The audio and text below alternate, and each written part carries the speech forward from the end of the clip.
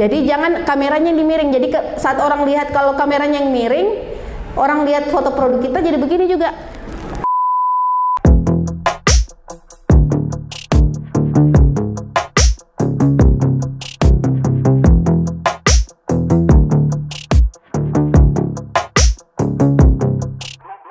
Bismillahirrahmanirrahim. Assalamualaikum warahmatullahi wabarakatuh. Sebelumnya perkenalkan, nama saya sudah tadi diperkenalkan sama Ibu. Nama saya Winarni KS. Saya seorang profesional food dan produk fotografi dan telah menjalani bisnis di bidang fotografi selama kurang lebih 6-7 tahun ini. Jadi memang fokus saya di fotografi itu lebih ke makanan dan produk. Kemudian saya juga seorang blogger, penulis. Saya menulis di halaman winslicious.com dan inar.web.id. Jadi memang fokusnya lebih ke menceritakan tentang produk dan makanan. Jadi memang spesialis saya di bidang itu. Kalau mau lihat contoh-contoh foto yang sudah saya hasilkan, bisa lihat di Instagram saya @winslicious. Jadi memang isinya kebanyakan makanan dan produk.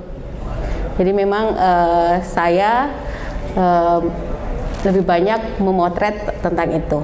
Jadi nanti hari ini saya akan sharing apa pengalaman saya. Saya buka saja ya masker.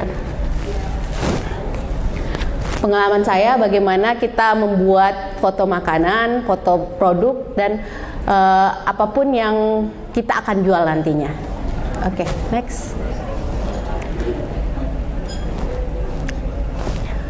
Sebelum kita sama-sama belajar tentang fotografi, saya ingin memberikan gambaran bahwa semua fotografer, baik yang profesional yang kita kenal ataupun yang amatir, 100 atau 1000 foto pertamanya adalah merupakan foto yang buruk. Jadi jangan khawatir kalau kita awal-awal menciptakan foto yang mungkin kita rasa belum menarik atau kurang baik, itu wajar. Jadi sejak awal kita harus yakin bahwa untuk menciptakan foto yang baik, saya harus belajar foto terus-menerus. Jadi dengan rajin untuk memotret, nanti kita akan ketemu cara membuat foto yang menarik. Sekarang kan kita di era sosial media yang dimana kita menggunakan foto tersebut untuk menjual. Nah, kadang kita pikir sudah menghasilkan foto yang baik dan sebagainya, tapi pas kita perlihatkan ternyata belum terlalu laku dan sebagainya. Jadi itu jangan khawatir, memang 1000 foto pertama kita selalu adalah kesalahan. Jadi selalu lakukan foto-foto terus setiap hari, rajin untuk memotret. Nanti kita akan ketemu dengan bagaimana produk kita bisa difoto dengan menarik. Oke, lanjut. Next. Jadi apa tujuan kita belajar sama-sama hari ini, sharing hari ini? Yang pertama, tentu memberikan gambaran kepada orang lain tanpa harus melihat produk kita. Jadi dengan adanya foto produk, kita bisa menjelaskan kepada orang lain, walaupun mereka tidak sama-sama kita di tempat ini, bisa saja mereka di luar kota, bisa saja mereka di luar negeri. Tapi dengan adanya foto produk, kita bisa menjelaskan kepada orang lain bahwa ini loh produk saya. Saya jualan kerajinan tangan misalnya, saya menjual makanan tradisional, atau saya menjual produk-produk yang mungkin orang cari. Jadi dengan adanya foto, kita membuat jarak itu menjadi lebih singkat, lebih pendek. Kita tidak perlu langsung ketemu ini produk saya, tapi kita hanya melihat fotonya saja, kita bisa menjelaskan atau menggambarkan kepada orang lain bahwa inilah produk saya. Yang kedua adalah selain menjelaskan produknya, kita bisa menjelaskan cerita di balik produk kita. Seperti tadi ada kerupuk jintan. Jadi cerita di baliknya adalah kenangannya. Jadi kita ingat masa-masa saat kita berkunjung ke rumah nenek, kita makan kerupuk jintan, atau kita kumpul sama sepupu-sepupu kita, itu yang menggambarkan, bisa kita gambarkan dalam bentuk foto. Jadi hanya dengan bentuk foto saja orang menjadi ingat, oh ternyata produk ini saya butuhkan. Gitu. Berikutnya adalah untuk lebih mudah dibagi atau di-share. Sekarang kan zamannya sosial media ya, kita main di Facebook, di Instagram. Sekarang mungkin kita malah ke marketplace ya, dimana dengan adanya foto produk itu akan lebih mudah untuk kita bagi linknya, kita share saja, kita bagi, kita upload di Instagram ataupun Facebook, itu sudah namanya kita bagi foto kita ke orang lain. Jadi kalau ada foto, kita akan lebih mudah untuk membagikan foto tersebut kepada calon pembeli kita atau calon market kita. Nah, kalau sudah kita promosikan, kita pasarkan, kita perlihatkan kepada orang, tentu akan menambahkan atau meningkatkan omset. Ya, jadi dengan adanya foto produk, nanti omset kita akan meningkat.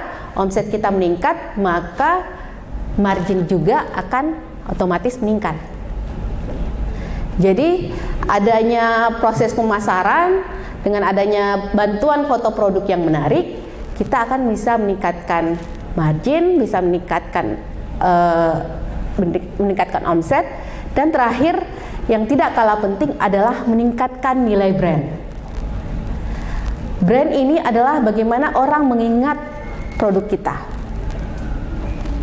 Jadi dengan adanya foto yang menarik, foto yang bagus, foto yang orang ingat, kemasan yang sudah bagus, produknya sudah bagus, kita foto juga dengan bagus, maka brand kita juga akan menjadi lebih meningkat. Orang akan gampang mengingat produk kita karena adanya proses-proses yang telah kita jalani itu. Oke. Itu adalah gambaran apa yang kita akan pelajari pada hari ini. Next. Ini secara umum saja tentang fotografi. Fotografi adalah proses bagaimana kita melukis dengan cahaya. Next saja, skip. Nah, ini contoh-contoh tipe-tipe fotografi. Jadi produk fotografi dia dalam bentuk sendiri, jadi dalam kategori sendiri. Biasanya produk dan makanan food fotografi itu masuk dalam komersial fotografi. Jadi lebih ke fotografi komersial. Jadi memang foto yang untuk dipasarkan. Oke, next. Nah, sebelum kita masuk ke materi, di sini saya ada dua gambar di atas. Kira-kira dari dua gambar yang saya tampilkan, apa perbedaan antara gambar sebelah kanan dan sebelah kiri? Mungkin ada yang bisa. Yang kanan jelas, ada lagi?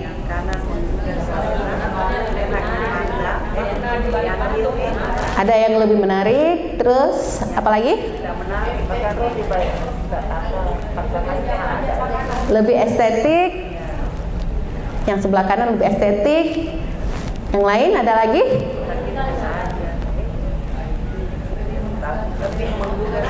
Lebih menggugah selera.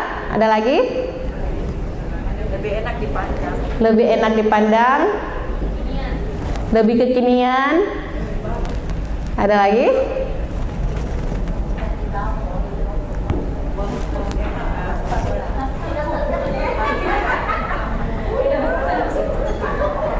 Apa lagi? Yang kanan lebih kelihatan dia makanan. Lanjut, ada lagi? Kita jadi tertarik untuk membeli. Jadi tertarik untuk membeli. Lebih bercerita. Ada lagi? Next. Jadi dari segi cahaya sudah berbeda antara kiri dan kanan.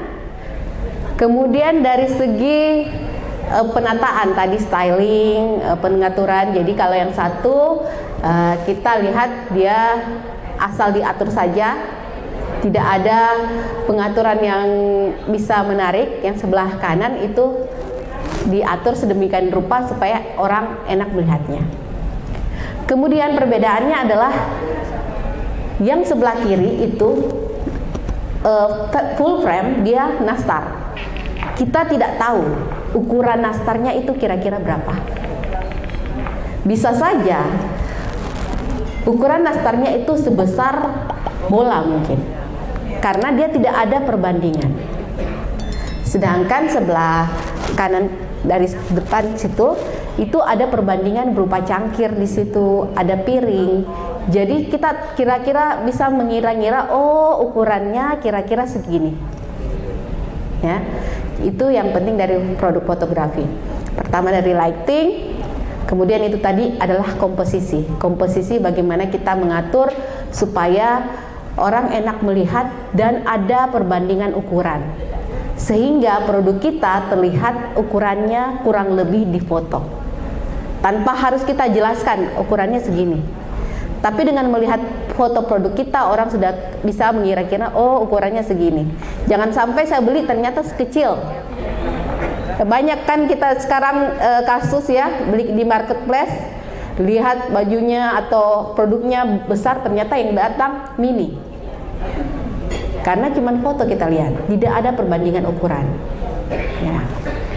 Yang kemudian adalah styling, atau bagaimana kita mengatur supaya foto kita ada ceritanya, ada yang bisa kita sampaikan dari foto kita. Misalnya kalau yang sebelah kanan sekedar foto nastar saja, sebelah kiri yang dari sini ya. Nah yang sebelah kanan Kak, itu bisa menggambarkan kalau lagi mau ngeteh, kita santai-santai sore-sore ngobrol ngeteh, enaknya itu makan nastar ya. Atau ada yang produknya cemilan-cemilan atau makanan, bisa disajikan, difotokan dengan ada teh di situ atau kopi yang bisa menemani. Jadi orang akan ada ceritanya.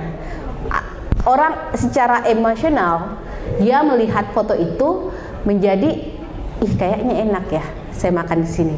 Enak makan ini sambil ini. Jadi ada ceritanya. Kemudian itu tadi, jadi ada lighting, komposisi, styling. Next.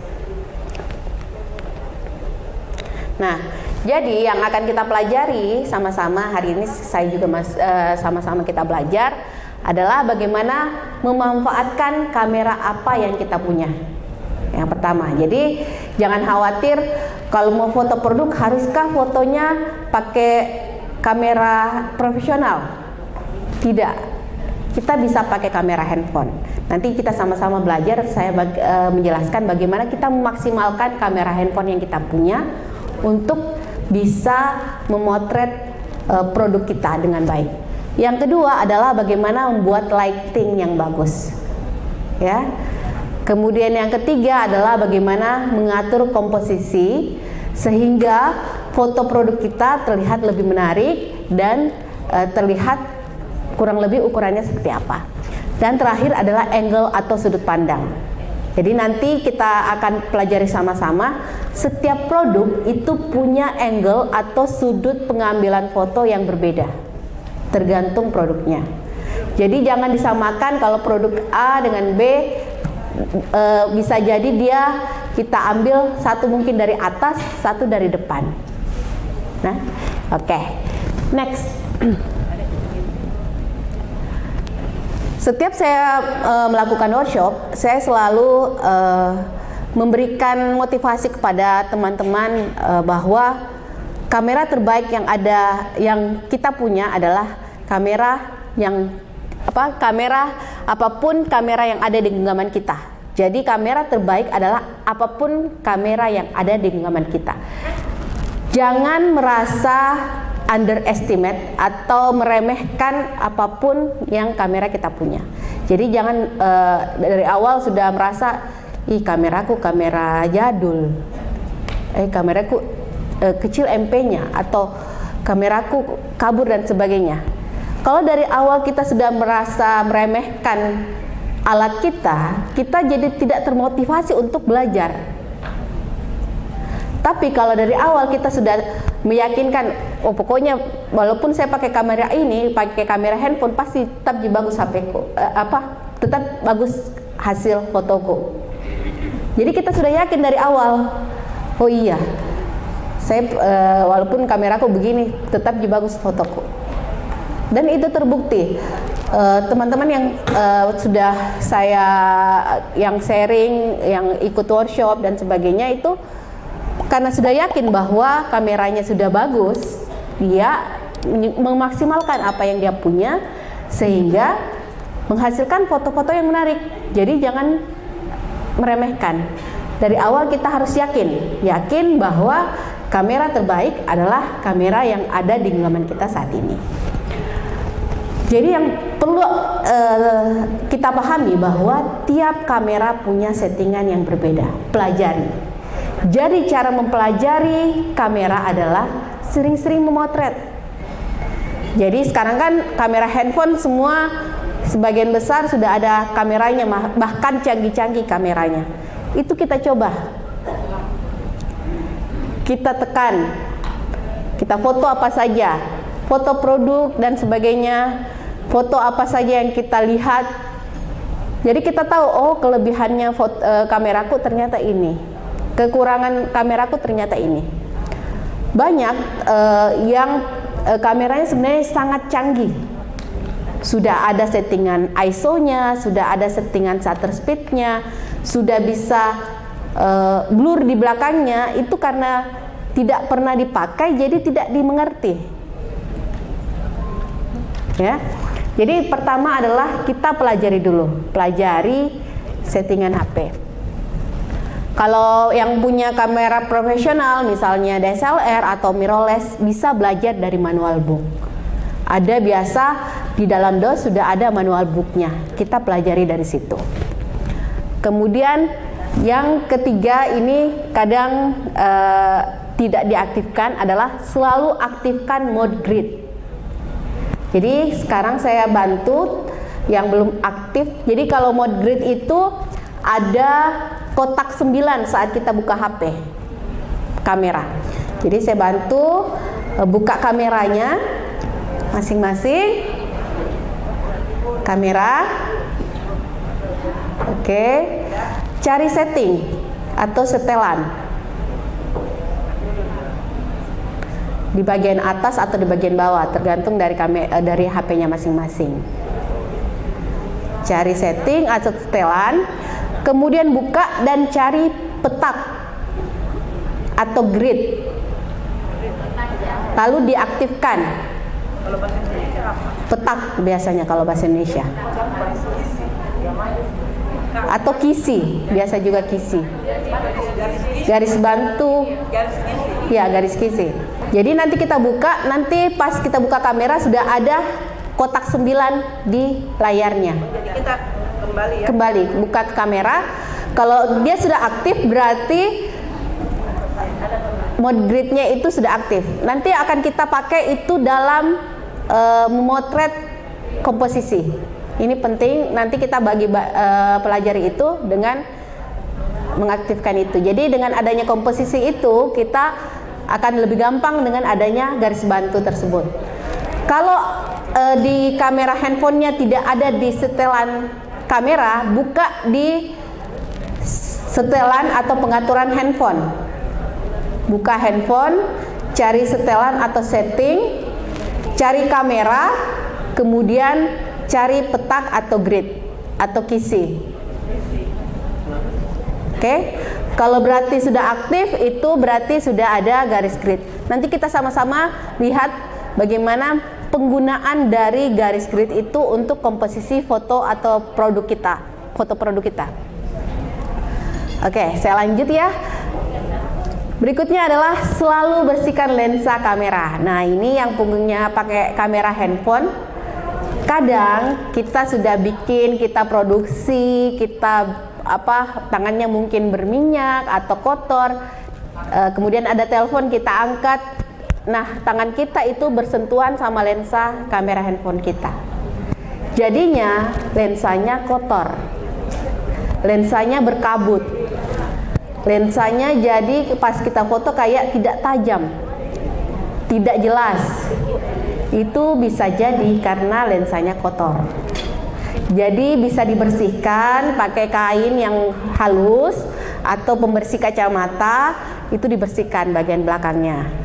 Jadi kalau masih kotor nanti dibersihkan baik-baik supaya nanti saat kita foto hasilnya lebih tajam, lebih jelas. Karena seringkali yang mengeluh bahwa hasil foto kameranya kurang jelas itu karena lensanya kotor. Nah, terakhir adalah latihan. Jadi semakin sering kita gunakan untuk memotret, baik itu kamera handphone ataupun kamera DSLR dan mirrorless yang kita punya, semakin sering kita gunakan, maka akan kita ketahui apa kekurangan dan kelebihannya masing-masing. Oke, next. Ini sedikit gambaran tentang megapiksel. Biasanya ada yang tanya apa gunanya megapiksel dalam kamera. Jadi megapiksel ini adalah susunan kotak warna yang menyusun foto. Jadi semakin tinggi megapikselnya adalah kotaknya semakin kecil, kotaknya semakin banyak yang menyusun. Jadi kalau kita cetak itu akan semakin tinggi megapikselnya, dia akan lebih tajam. Tapi kalau megapikselnya rendah kemudian dicetak, itu akan seperti pecah karena kotaknya lebih besar. Susunan kotak warna yang menyusun foto itu lebih sedikit, jadi makanya pecah. Tapi kalau susunannya banyak, megapikselnya tinggi, jadi kita akan cetak bisa lebih jelas. Apakah megapiksel berguna? Ya, berguna kalau kita mau untuk mencetak foto kita. Semakin tinggi megapikselnya semakin bagus. Tapi kalau untuk sosial media sebenarnya 5-10 megapiksel itu sudah lumayan. Sudah cukup bagus terlihat di sosial media karena kita tidak akan mencetaknya.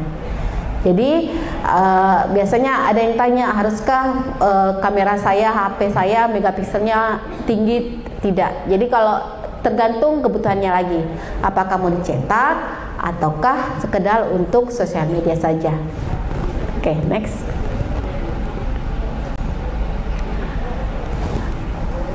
Jadi sudah pelajari handphonenya ya. Nanti kita akan sama-sama belajar lagi atau sesi tanya jawab bagaimana menggunakan kamera handphonenya untuk memotret produk. Selanjutnya adalah selain menciptakan foto yang bagus, itu diawali, untuk menciptakan foto yang bagus itu sebaiknya diawali dengan membuat konsep. Jadi kita harus tahu, sama dengan pelajaran-pelajaran pemasaran sebelumnya, bahwa untuk suatu foto produk juga adalah untuk dipasarkan. Makanya yang pertama kita harus tahu adalah kenali karakter produk kita. Apakah produk kita gorengan atau yang dikukus? Ataukah produk kita mau diperlihatkan, misalnya kita jualan brownies, mau kita perlihatkan teksturnya atau warnanya? Jadi kita harus kenal dulu produk kita. Apakah produk saya memperlihatkan adalah ukurannya beda sama yang lain? Mungkin produk saya ukurannya lebih kecil atau lebih besar dari yang biasanya. Jadi kita harus tahu dulu, kenali produk. Jadi ini sebenarnya sudah dasar untuk pemasaran, mungkin sudah dipelajari kemarin atau tadi. Jadi kurang lebih itu. Jadi tetap di foto produk itu kita juga harus tahu, mengenal produk kita dulu apa dan karakternya seperti apa. Nah, yang kedua, setelah kita tahu, oh karakter produk saya, misalnya saya jualan craft, oh saya jual makanan, tentu akan beda ya fotonya antara produk makanan dengan produk kerajinan.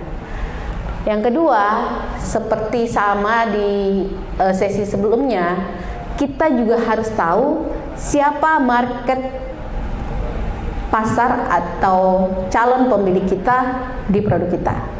Dengan begitu kita bisa menggambarkan produk kita sesuai atau mendekati calon pembeli. Nah, misalnya calon pembeli kita adalah anak-anak misalnya.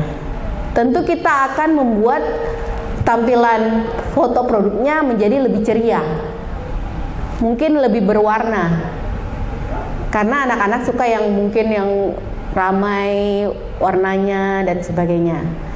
Tapi kalau calon pembeli kita adalah bapak-bapak, mereka biasanya lebih suka yang simple, warnanya yang mungkin yang gelap, hitam, navy, biru tua dan sebagainya. Jadi itu akan tergambar di foto produk juga.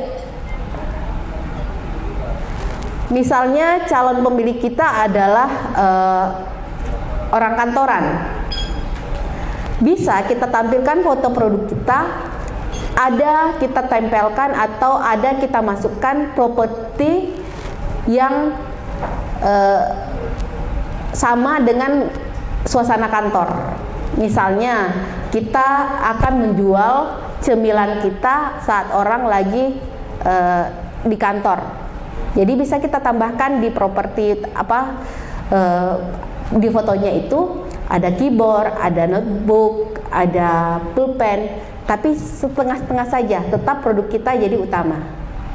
Dengan begitu, orang calon pembeli kita akan lebih merasa, ih kayaknya betul ini saya mau beli. Seperti tadi juga di nastar, kita dibuat ditambahkan teh di situ supaya untuk memberikan kepada orang lain bahwa calon pembeli itu merasa dia akan membeli tersebut. Nah, yang berikutnya adalah ketahui melalui media apa foto itu akan dipublikasikan. Kalau foto kita mau ditampilkan di marketplace, itu akan berbeda saat kita ingin menampilkan foto kita di sosial media. Kalau di marketplace, biasanya orang menginginkan foto itu yang to the point, langsung saja, latar putih, latar hitam atau latar yang polos, kemudian kelihatan produknya. Karena kita tidak butuh tampilan yang banyak, kita cuma mau tahu saya mau beli ini, kita search, kemudian muncul foto produknya. Itu di marketplace. Tapi kalau kita untuk sosial media, biasanya kita buat foto-foto yang bervariasi. Tidak langsung, kita tidak bisa misalnya satu hari full kita upload ini, besok kita upload foto yang sama, besoknya kita upload foto yang sama. Nanti yang akan membeli atau followers kita ataupun calon pembeli kita akan merasa bosan. Di fotonya itu terus.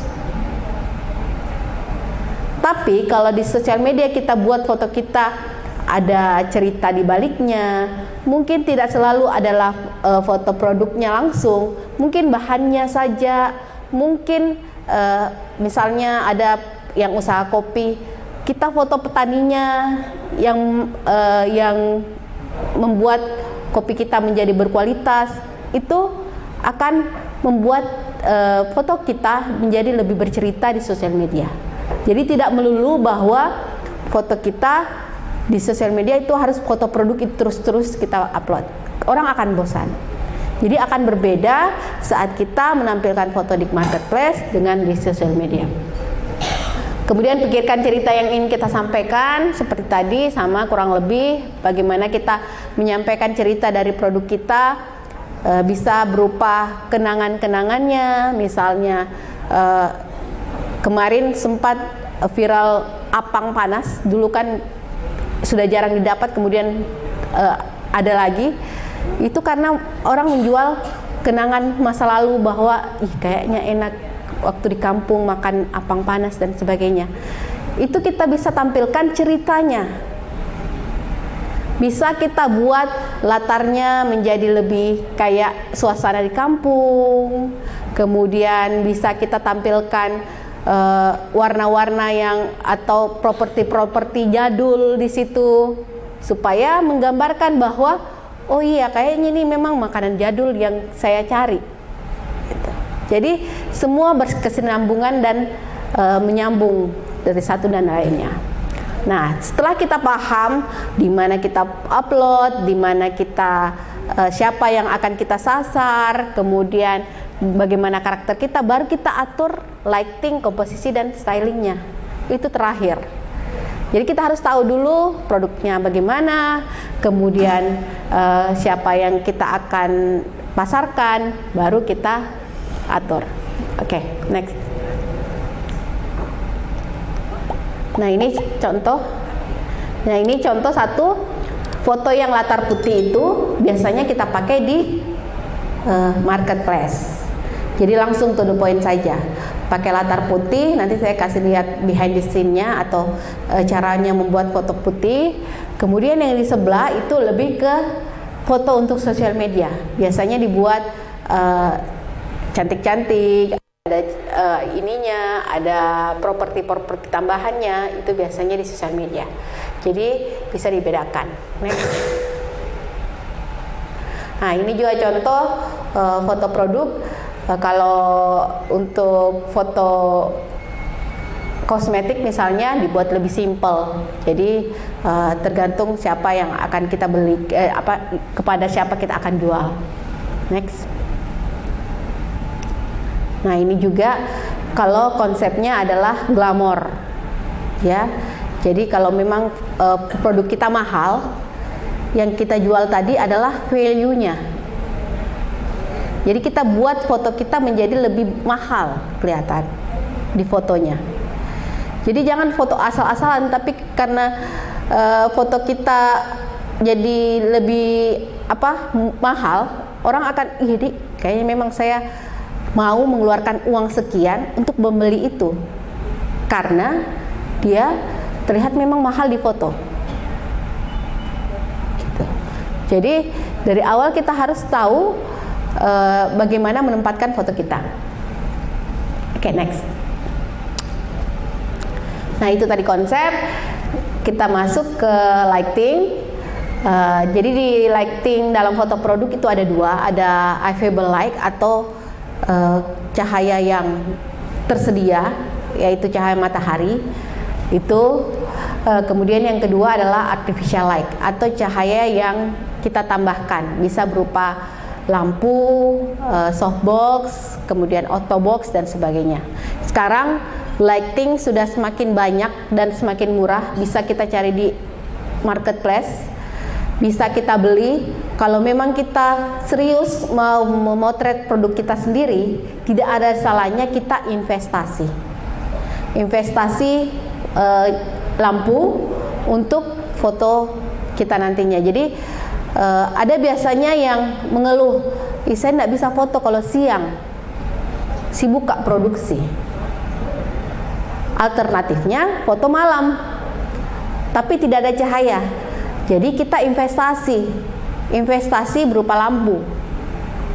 Sekarang banyak, sekitar 100 sampai 500 ribu itu sudah ada yang tersedia untuk lampu. Jadi kita bisa foto malam tanpa harus memikirkan bagaimana cahayanya. Itu yang disebut dengan artificial light. Oke, lanjut. Nah ini contoh kalau kita foto natural light. Jadi kita berada di samping jendela atau di samping pintu. Dengan begitu cahaya yang masuk akan lebih kelihatan. Ya, jadi usahakan kita punya background foto ditampilkan, kemudian kita sambil foto di dekat jendela atau pintu atau sekalian di teras kalau mau cahayanya lebih bagus. Oke, next. Nah ini contoh penggunaan artificial light. Itu yang saya bilang tadi, kita bisa investasi ini, bisa cari di marketplace lighting atau lampu foto produk itu sudah banyak dijual. Itu harganya bervariasi dan semakin murah sekarang. Jadi bisa kita dapatkan foto walaupun malam tapi cahayanya hampir sama dengan siang. Gitu. Jadi kita memanfaatkan yang ada. Kalau memang kita tidak bisa foto siang, kita bisa menginvestasikan sedikit biaya operasional kita untuk foto produk, karena itu kembali lagi ke pemasaran nanti. Oke, next. Hal yang perlu kita pahami tentang lighting adalah untuk menghasilkan foto produk yang menarik dan tajam, pastikan sumber cahayanya cukup. Jadi selalu memastikan cahayanya cukup, baik itu di foto siang atau kalau malam bisa pakai lampu tadi. Jika menggunakan natural light, pastikan berada di teras, di samping pintu atau jendela, karena di situ cahaya yang paling banyak.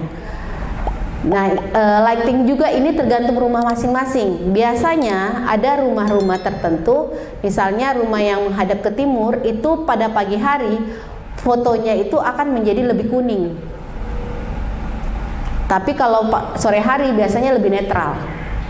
Sebaliknya yang menghadap ke barat, biasanya saat sore kita foto itu foto kita menjadi lebih kuning, karena cahaya dari mataharinya menjelang sunset.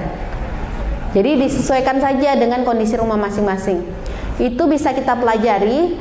Kalau mau latihan, bisa kita foto satu produk yang sama dengan satu latar yang sama.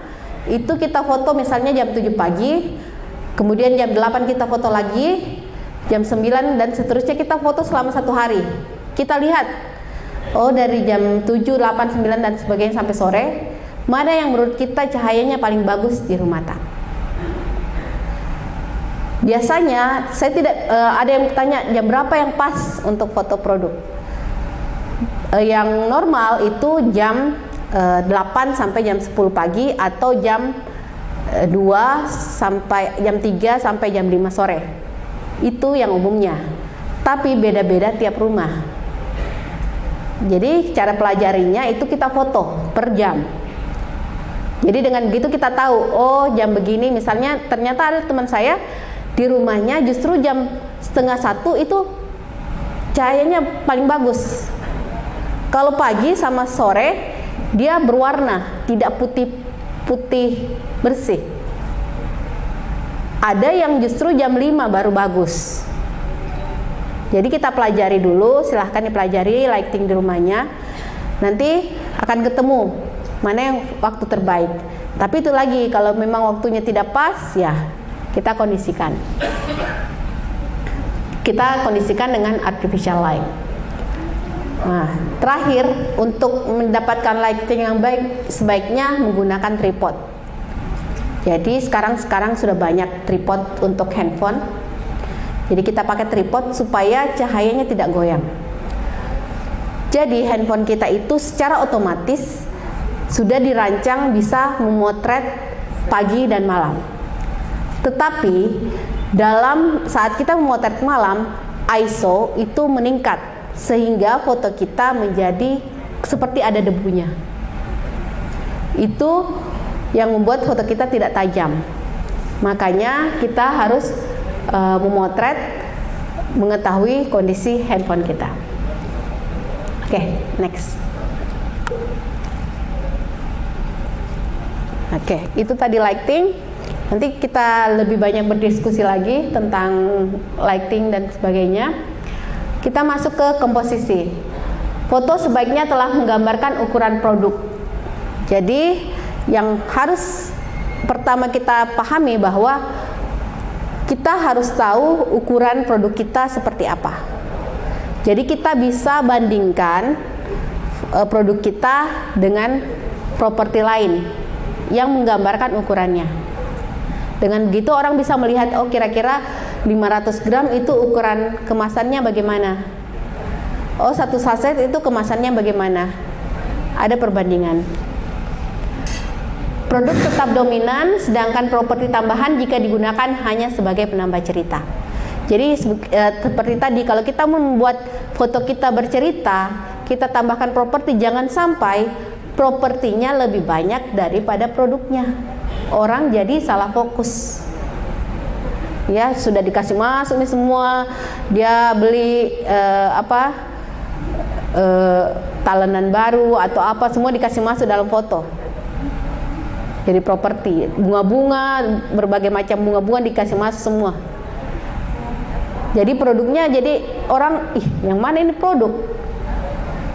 makanannya atau bunganya. Ya. Jadi kalau mau tambahkan properti cuman setengah-setengah saja, sebagian, supaya tetap yang fokus atau yang besar adalah produknya. Atur komposisi dengan seimbang dan nyaman dilihat oleh mata. Oke, next. Nah, tadi kita sudah mengaktifkan grid. Yang paling umum kita foto adalah foto di tengah. Jadi dengan adanya grid, kita sudah bisa meletakkan di kotak paling tengah. Jadi kita tidak mengira-ngira lagi ini di tengah betul Mika. Jadi adanya tadi grid atau kotak 9 ini, kita bisa mengira-ngira, oh meletakkan di tengah di mana. Komposisi yang banyak juga digunakan oleh fotografer adalah komposisi rule of third. Ini paling banyak digunakan dan bisa kita gunakan juga untuk foto produk kita selain fotonya berada di tengah. Foto dengan komposisi rule of third itu menjadi lebih dinamis kelihatannya. Caranya adalah meletakkan objek foto kita di titik atau di garis grid. Jadi kalau kita foto, ya bisa foto langsung sekarang, praktek. Itu gelas, misalnya foto gelas, itu gelasnya diletakkan di garisnya, di pertengahan garis gridnya. Itu dibilang dengan komposisi rule of third. Jadi di sampingnya itu bisa kita tambahkan tulisan keterangan produk kita karena sebelahnya kosong, ya, gitu. Jadi bisa di titik atas, di titik bawah, di tengah, di titik kanan kiri, itu yang disebut dengan komposisi rule of third. Jadi itu enaknya kalau kita sudah mengaktifkan grid di foto kita. Jadi gampang. Oh ini di tengah, oh ini di pinggir, oh ini di samping kanan atau samping kiri. Nah ini juga penting. Biasanya kalau kita menggunakan rule of third begini, orang cenderung untuk melihat produk itu ke arah kanan. Biasanya. Jadi tergantung orangnya juga masing-masing. Tapi kebanyakan meletakkan foto produk di sebelah kanan itu akan lebih mencari perhatian orang. Jadi bisa di kiri, bisa di kanan, tapi kebanyakan itu diletakkan di sebelah kanan. Ya. Kemudian yang berikutnya, saat mengatur komposisi, biasanya saat kita itu kita bisa mengakalinya dengan kita buat jauh-jauh sedikit, kemudian kita atur sedemikian rupa. Jadi kalau tidak mau di tengah, bisa di garisnya, bisa di titiknya, gitu ya. Oke, next. Ada yang berikutnya adalah komposisi ganjil. Biasanya saat kita foto produk itu sebaiknya jumlahnya ganjil. Misalnya 1, 3, 5. Jadi bisa juga 2, tapi biasanya orang lebih cenderung melihat saat jumlahnya ganjil. Jadi biasanya memang kita ambil 3, 1. Jadi kalau memang kita punya produk kemasan itu bisa 3 seperti ini.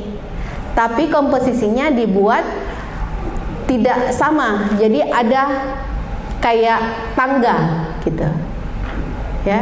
Jadi saat kita mengatur komposisi itu kalau memang kita mau ada 3, di belakangnya ditambahkan sesuatu supaya tinggi. Jadi dia seperti tangga dilihat. Jadi kalau lurus kayak sama aja semua. Tapi kalau ada tahapannya dari di bawah dulu, jadi kayak ini keripik pisang, dibawanya dulu keripik pisangnya mangkoknya, kemudian agak naik kemasannya, kemasan yang di belakang naik lagi. Jadi kita letakkan sesuatu di ininya, bisa berupa nampan, bisa berupa kotak, banyak sekarang yang dijual untuk menjadi ini. Jadi kita sesuaikan saja supaya enak dilihat komposisinya. Jadi bisa kalau satu ya mungkin di tengah, bisa tadi di rule of third, atau kalau kita pakai komposisi ganjil seperti ini, kita bisa ngatur bagaimana supaya dia terlihat seperti tangga.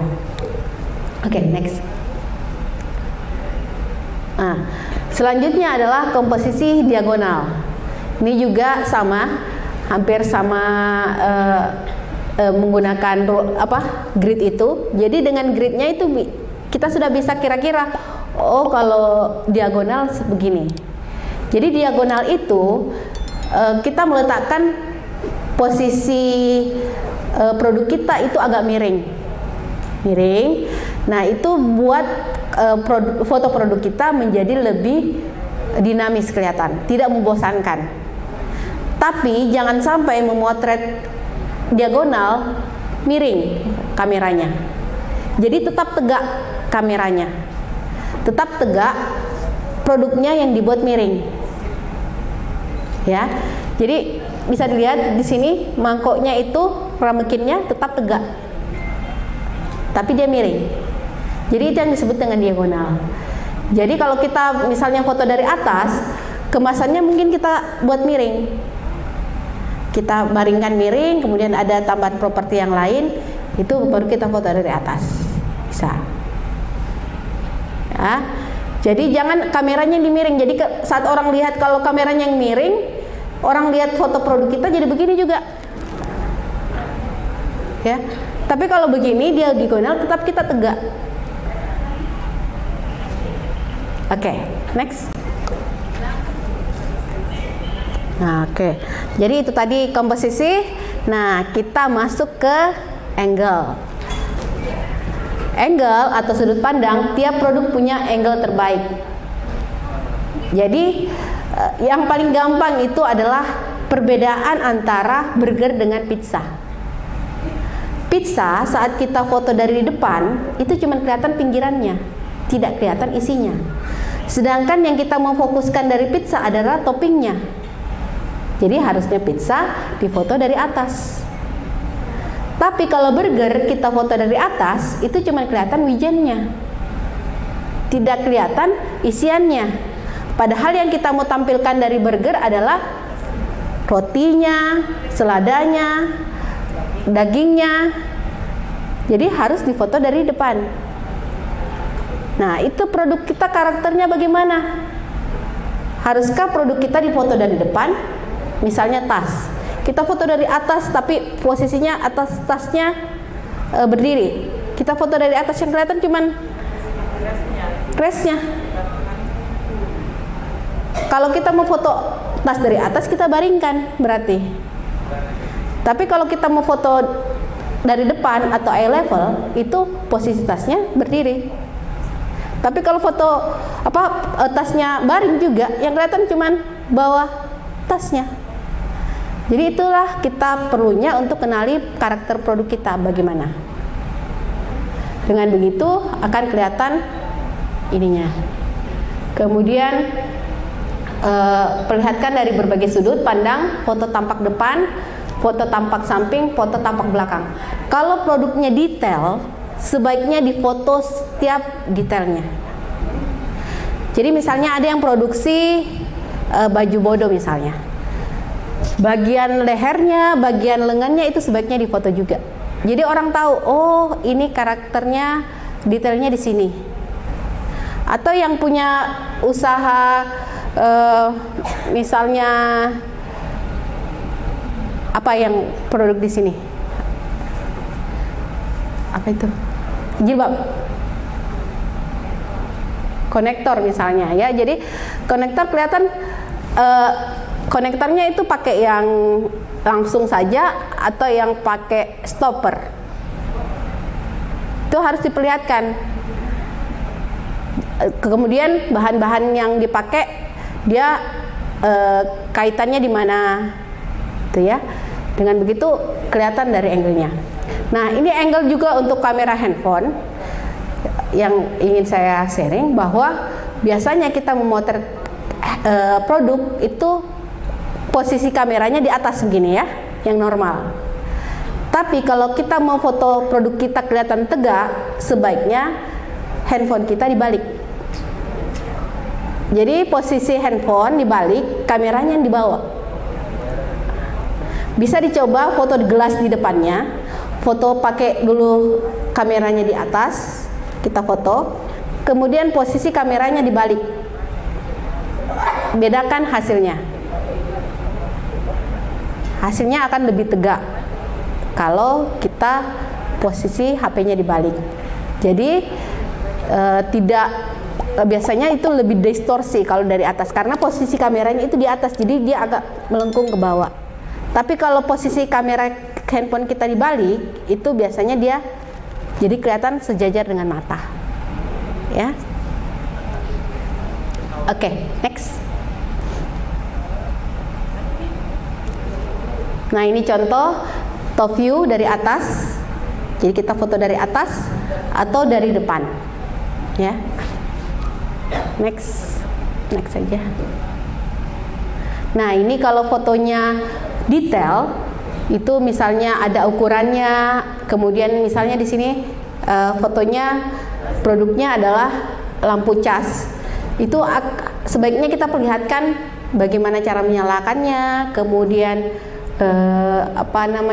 cara mencasnya, kemudian apa cara kalau digantung bagaimana, kalau diletakkan bagaimana. Jadi kalau produk kita juga punya fungsi masing-masing, itu digambarkan dalam foto. Kita gambarkan dalam foto. Misalnya tasnya bisa mengecil, dilipat jadi kecil, itu digambarkan dalam foto. Atau produknya konektor maskernya itu bisa dilepas antara yang pendek sama yang panjang. Jadi ada di fotonya juga posisinya dia terlepas. Gitu. Oke. Jadi dalam foto produk itu penting untuk detail. Nah, ini berbagai macam angle kamera. Jadi dari atas bisa, kemudian high angle, eye level, frog eye, sebagainya. Setiap angle ini beda-beda fungsinya. Mengapa sekarang yang populer saat ini adalah foto produk dari atas atau flat lay yang biasa kita kenal? Karena itu tidak biasa kita lihat secara mata. Biasanya kita lihat produk langsung eye level, sejajar sama mata. Tapi saat kita lihat foto produk yang difoto dari atas, itu kayak kita merasa tunduk. Jadi kayak tidak biasa. Jadi makanya orang lebih tertarik sekarang dengan foto-foto dari atas. Karena membuat foto itu menjadi beda. Makanya sekarang populer itu adalah foto flat lay atau dari atas. Jadi misalnya kita jualan jilbab, itu bisa kita putar, kemudian tambahkan, kemudian kita foto dari atas. Itu lebih banyak sekarang digunakan karena memang beda dari yang lain. Nah, kalau high angle kita membuat foto produk itu kelihatan lebih tinggi, lebih rendah dari kita, ya. Jadi misalnya fotonya kita mau dibuat kelihatan ada atasnya dan bawahnya, dari sampingnya, itu pakai high angle. Eye level itu yang langsung sejajar mata. Jadi bisa tadi dibalik kameranya, kemudian difoto. Nah, terakhir adalah low angle, hampir sama dengan frog eye. Low angle itu dari bawah. Biasanya untuk membuat foto produk kita kelihatan megah, mewah, besar. Biasanya difoto dari atas, dari bawah. Jadi itu produk menjadi kelihatan lebih besar, lebih tinggi. Biasanya untuk produk-produk yang mau dibuat kelihatan lebih mewah, lebih ada powernya, itu biasanya difoto dari bawah. Dan frog eye itu dari, kalau misalnya produk kita bangunan atau apa, di frog eye aja. Oke, next. Nah, ini jadi bisa satu produk, satu kali mengatur, kita bisa foto 3 langsung. Kita foto dari depan, kita foto dari agak ke atas sedikit, kemudian dari atas sekali. Jadi hari ini kita posting yang mungkin sejajar mata. Besok kita posting yang agak ke bawah. Besok kita posting yang flat lay dari atas. Jadi orang tidak bosan. Padahal cuman 1 kali foto. Tapi kalau kita itu terus kita upload, orang jadi apa yang dia jual itu terus gitu kan. Kayak kita juga yang lihat itu terus dia posting. Tapi kalau hari ini beda, besok beda lagi, kan orang jadi makin tertarik. Apalagi itu dia posting. Oke, next. Terakhir adalah selalu untuk berpikir lebih kreatif. Buat orang lain tertarik dengan foto yang berbeda dibanding foto yang telah ada. Jadi kalau sudah ada jadi cara belajar fotografi yang paling gampang adalah amati, tiru, modifikasi.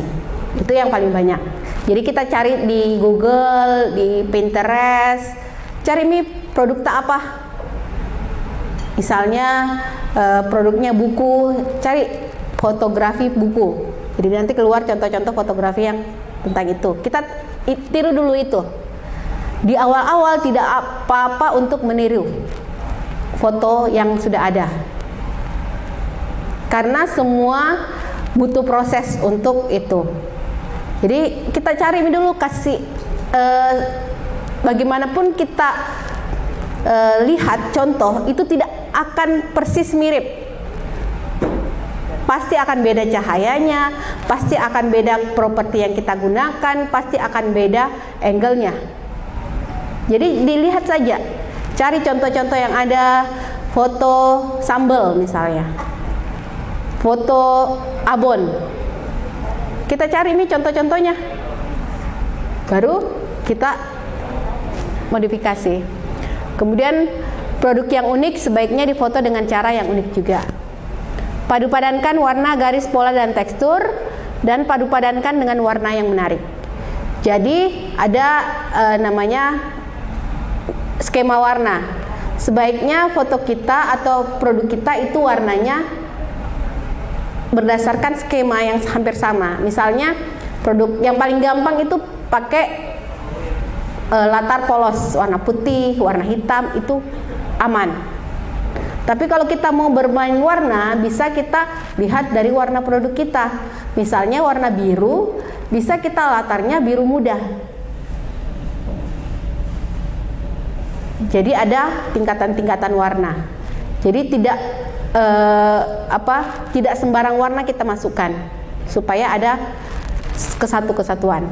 Selalu berpikir kreatif, tetapi tetap memperhatikan kaidah fotografi. Oke, next. Ini untuk kalau ada yang punya produk pakaian, ada.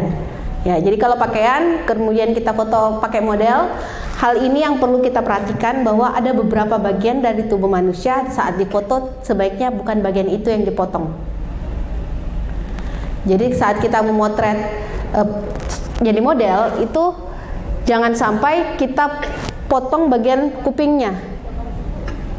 Jadi yang merah-merah ini berarti bagian yang sebaiknya jangan dipotong.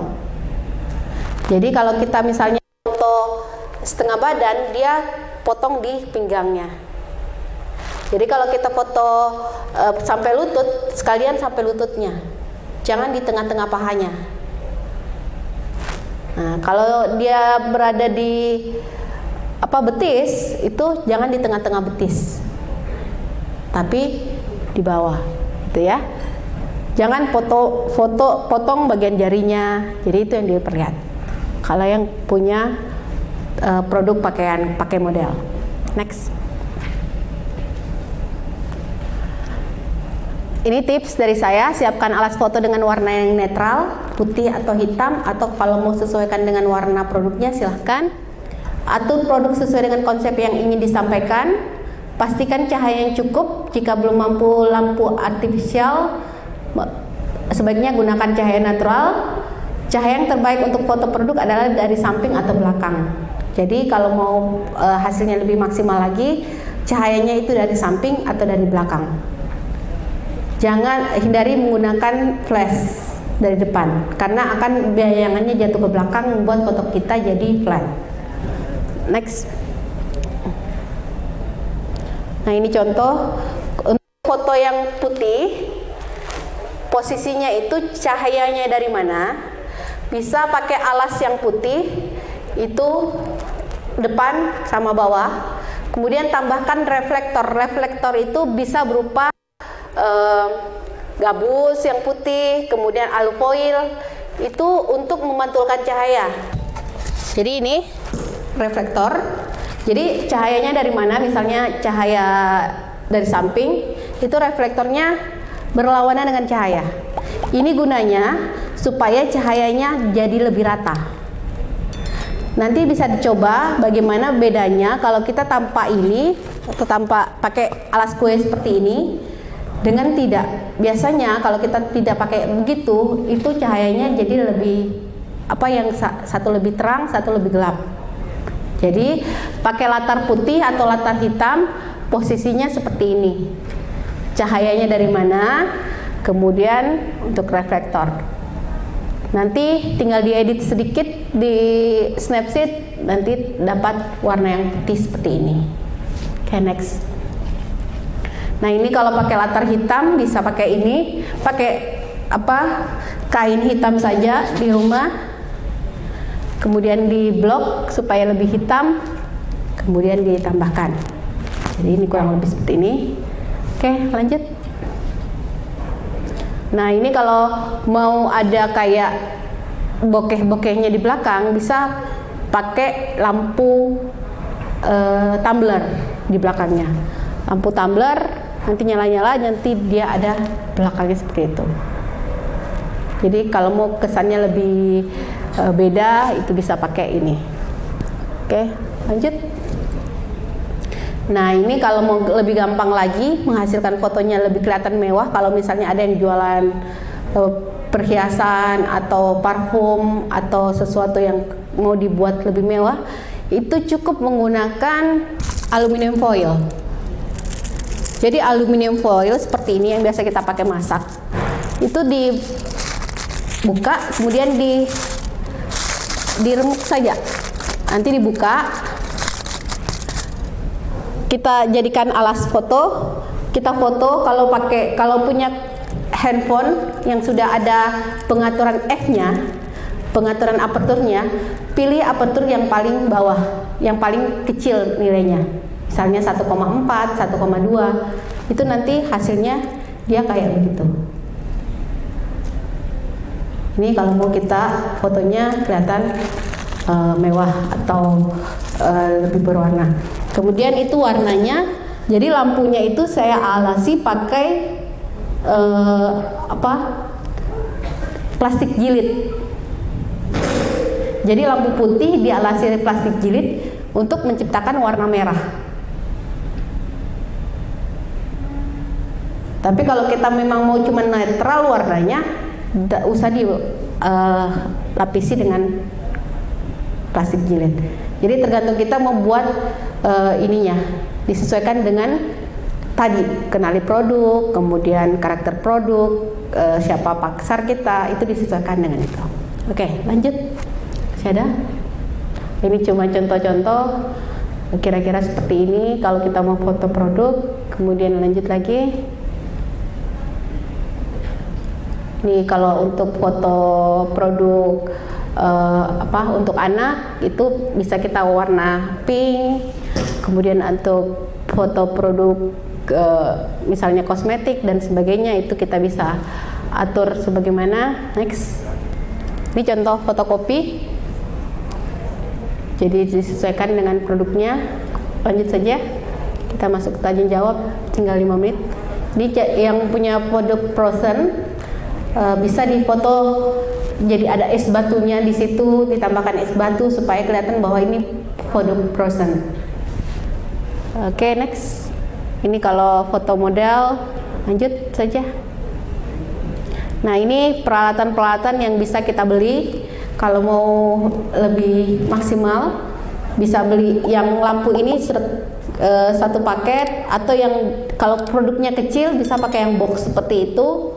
Bisa tambahkan properti, alas, lighting dan sebagainya, sudah banyak sekarang di marketplace. Silahkan dicari.